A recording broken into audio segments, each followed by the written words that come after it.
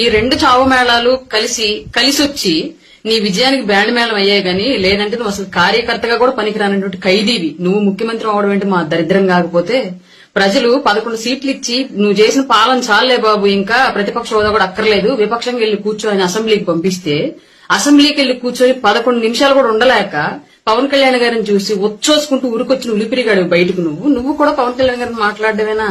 11 సంవత్సరాల పాటు అధికారం అంటే ఏంటో తెలియకపోయినప్పటికీ కూడా పోరాడి నీ ప్రభుత్వానికి తొడగొట్టి నిలబెట్టుకుని పార్టీని ఇవాళ రాష్ట్ర ప్రభుత్వం యొక్క గెలుపుతో పాటు కేంద్ర ప్రభుత్వంలో కూడా ప్రాతినిధ్యం వహించేటటువంటి వ్యక్తి పవన్ కళ్యాణ్ గారు.